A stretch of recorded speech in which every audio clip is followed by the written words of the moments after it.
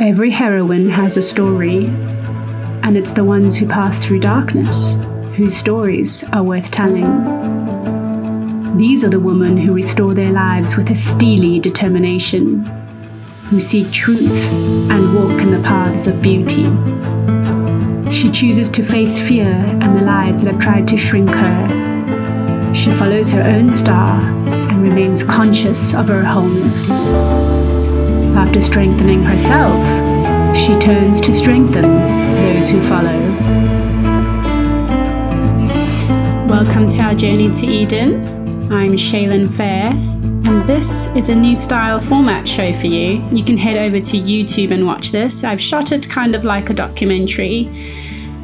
The motive behind this new format is just the love of capturing women's stories that we can learn from, and that we can gain tools and insights and signposts for our own journey to Eden, which represents the whole and beautiful and truthful life. I loved interviewing Nicole. She's a gorgeous woman who has used wild swimming to manage anxiety, and I think you can learn a lot from her story. I've chosen the topic of play as well as one of the main themes of my podcast because I think play is such a powerful tool in our lives, and as adults we must not forget to play. So here's Nicole.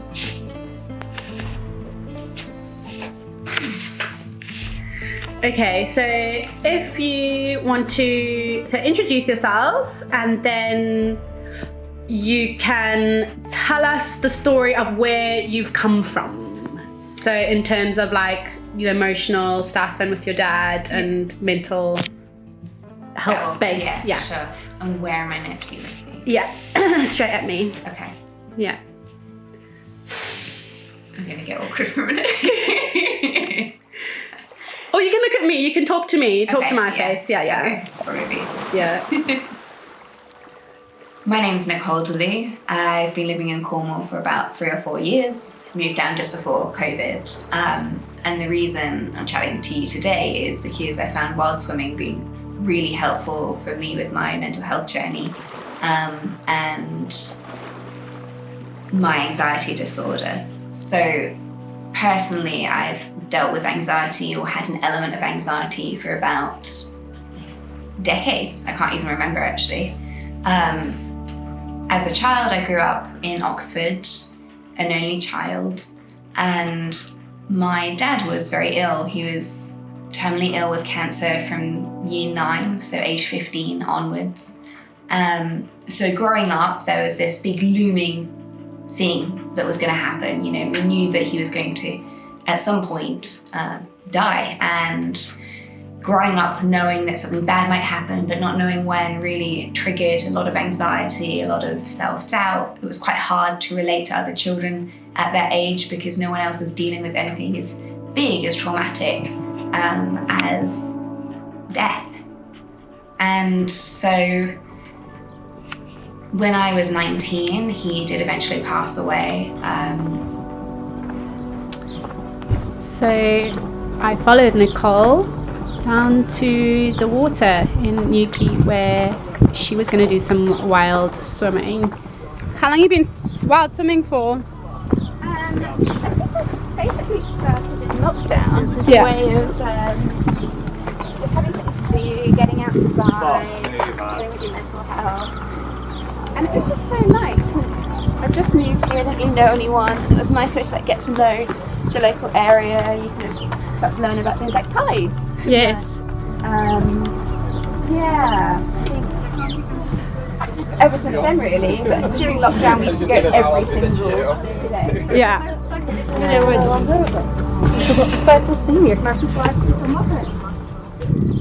Start to recognise the faces, the people who are also going swimming, and you start to build a bit of a community up, which is so nice. And there are like people from 60-year-old women to like kids doing it, so it was a really nice way to get to know this kind of community of people that I've just moved down and met. But So one of my first podcasts I ever did was about play, and I did a lot of research about this. One of the quotes that I absolutely love is by Stuart Brown, who says, "A lack of play should be treated like malnutrition. It's a health risk to your body and mind." So play is literally part of self-care. Let's go back to Nicole. Growing up knowing that something bad might happen, but not knowing when, really triggered a lot of anxiety, a lot of self-doubt. It was quite hard to relate to other children at that age because no one else is dealing with anything as big, as traumatic as death. And so when I was 19, he did eventually pass away. He passed away from a complication at home. And both me and my mum were there. I remember coming home from karate and I had this big white suit on. And he was, coughing up blood in the sink. And it was really, really, really traumatic. We were there for his final moments. And obviously that's left a really big impression on me and my life. Knowing that he's not going to be there for those big occasions, and also unfortunately has left me with a bit of an anxiety disorder, both from before he passed and then also afterwards, having lived through such a big traumatic life experience. None of us get through life without being wounded in some way by tragedy.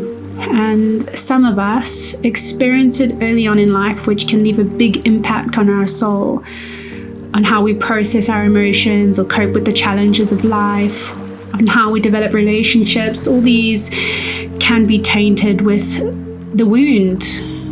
Our experience of loss and death or abuse, abandonment and betrayal, these things don't leave us. I love what J.R.R. Tolkien says in The Return of the King. He writes to the character of Gandalf. And remember, Frodo was wounded deeply. And Gandalf notices Frodo in pain. "Are you in pain, Frodo?" said Gandalf quietly as he rode by Frodo's side. "Well, yes, I am," said Frodo. "It's my shoulder. The wound aches, and the memory of darkness is heavy on me. It was a year ago today. Alas, there are some wounds that cannot be wholly cured," said Gandalf. "I fear it may be so with me," said Frodo. "There is no real going back. Though I may come to the Shire, it will not seem the same, for I shall not be the same. I am wounded with knife, sting, and tooth, and a long burden. Where shall I find rest?"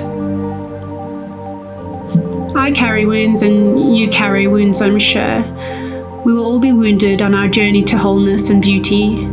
I've battled with the idea of acceptance, accepting what you cannot change. As we pray, God grant me the serenity to accept the things we cannot change, and the courage to change the things we can, and the wisdom to know the difference. So here is hope for you, and a signpost in your woundedness.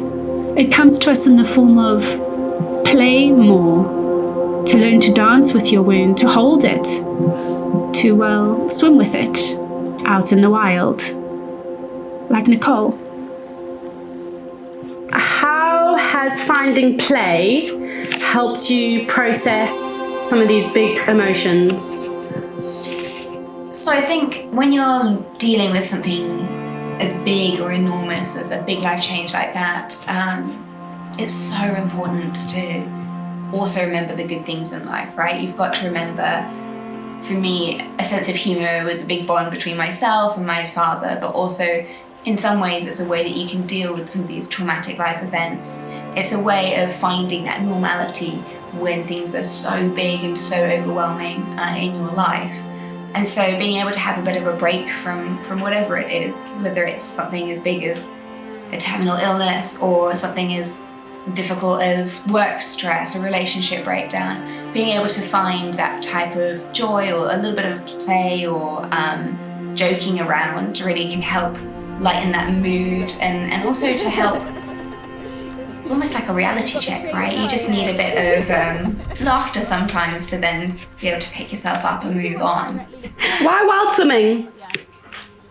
So I got into wild swimming in COVID times. We'd moved down here, I'd got no friends, and I saw these usually older ladies going down to the beach and getting in the water. And I thought to myself, well, if they can do that, why not me? So I remember one day, it was kind of rainy like it is today, and you're only allowed out once a day during this COVID lockdown. And I walked down to the water's edge and I thought I'd give it a go. And what I found during the wild swimming was it was just an amazing way to reconnect with nature. You know, your whole body goes into a bit of shock when you first get in because of the cold. And it stops you from focusing on anything else that's going on. I've got anxiety, so I've got quite an anxious mind, lots of racing thoughts. But when you're stepping into water, and it's cold and it's peaceful, you can't do anything else but think about your breath. Try and breathe in, control your breath, slow down, and your whole body starts to tingle with the cold, and it really brings you back into that moment. For me, it's a bit of almost mindfulness meditation. You know, you're really in that moment. You might have been thinking about a million other things, but as soon as you step into the water and you're forced to breathe, and it might be the biggest breath you've taken all day. And that, for me, is where that sense of calm comes from. And then having swum and started to go a bit more regularly, I started to realize that there's an amazing group of women and men building a community of swimmers in Cornwall, and that also gave me a lot of joy. So being able to try something hard, because it is hard to get into cold water when you're not feeling like it, when you're unmotivated, when it's like 5 degrees outside. So you can achieve something, even if it's as small as getting into some water and coming back out again. I think for me, it's about, do you have a body? If so, you can put it in the water. And you just have such a good time with it. You know, it's quite hard you can take it seriously, but it's quite hard to be serious when you're getting changed in front of people. Invariably, someone's towel's going to slip, someone might fall over in the mud. Like, it's not a very serious sport. If you wanted to do that, you might want to go do a run or something else. But it's a way of building camaraderie, whether it's you going for a swim and someone else is struggling and you're doing something hard together, or whether you've accidentally flashed a fisherman nearby. What does the word play mean to you as an adult? As an adult, I think it means joy. It's a way of reconnecting with that inner child. I don't think we spend enough time with that inner child. We don't spend enough time bringing lightness and fun into our lives. And I do quite a stressful job, and for me, I'm trying to just make sure that every day I've got some sort of fun that's going on. So play is a way of reconnecting with myself. It's a way of reconnecting with whatever you believe is out there as a higher being. It's a way of connecting with others. And as soon as you start laughing or bringing joy into your life, then automatically other people see that. There's a bit of a spark they want to join into. And I feel like you can really trigger that joy and that laughter and that lightness with other people as well.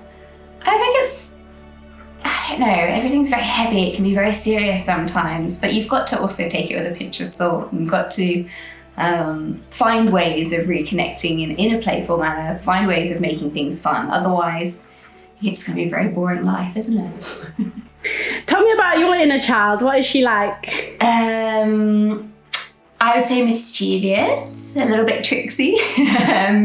My partner helps bring it out quite a lot. You know, we go and interrogate, I don't know where the cat is right now. We go bring the cat into the room and make it do a little silly dance with us, chase it around.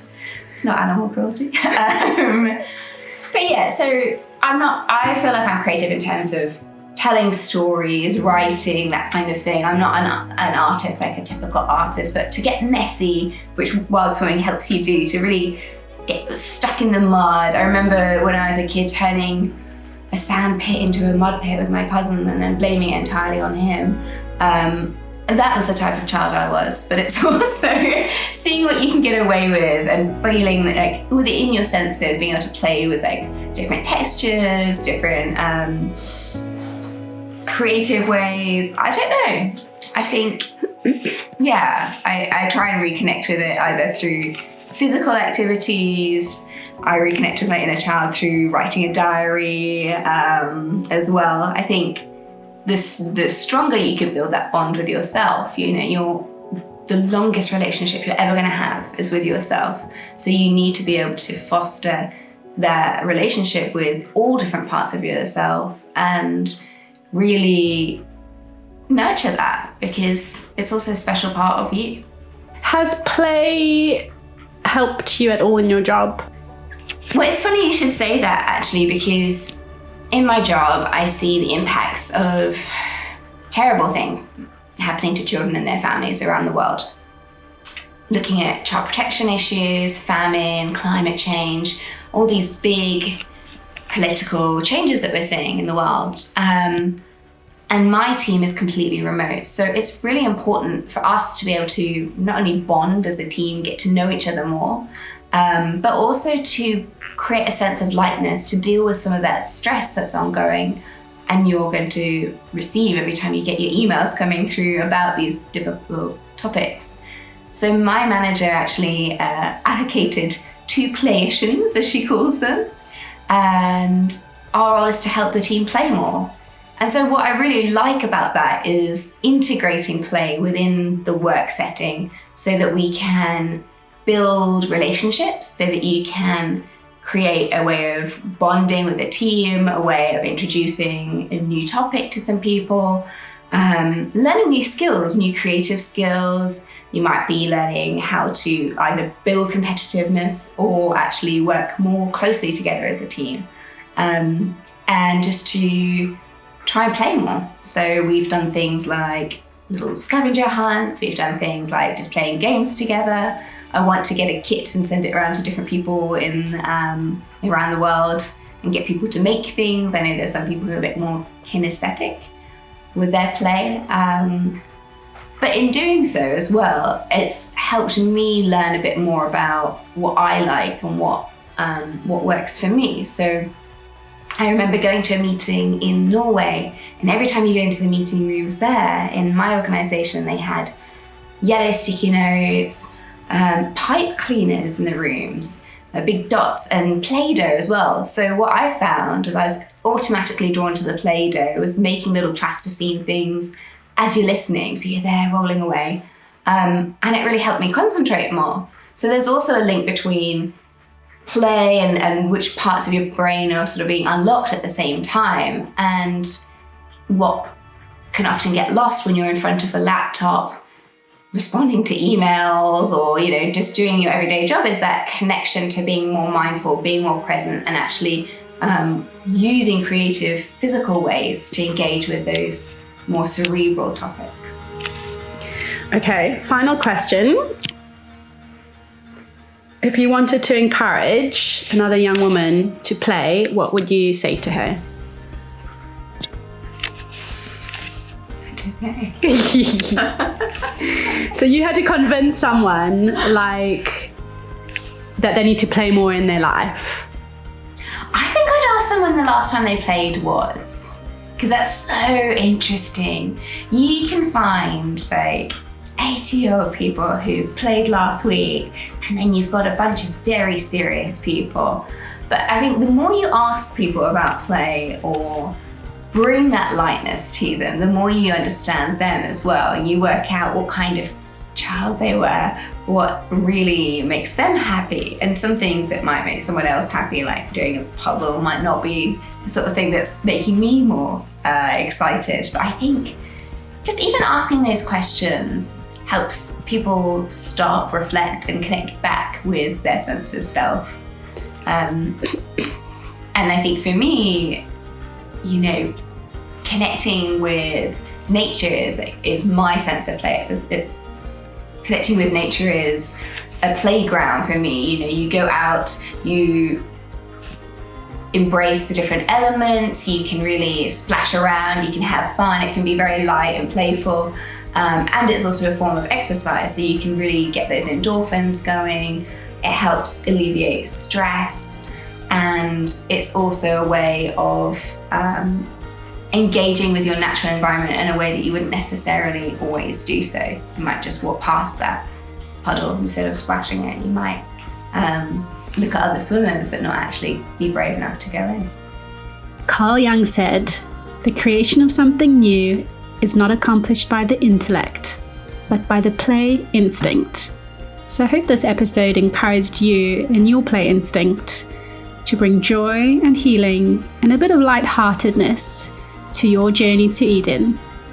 If you liked this episode, if you found it helpful and insightful in any way, please will you share with a friend. You can head over to YouTube and like and comment and watch this episode as well. You can find me at Your Journey to Eden. No, not Your Journey. Our Journey to Eden. You can find me at Our Journey to Eden on Instagram and Facebook now. And I have a website up, ourjourneytoedenpodcast.com. Leave a comment, like and share. It helps this podcast grow and be found by more people. Let's keep taking one step at a time together towards Eden. See you next time, fellow traveller.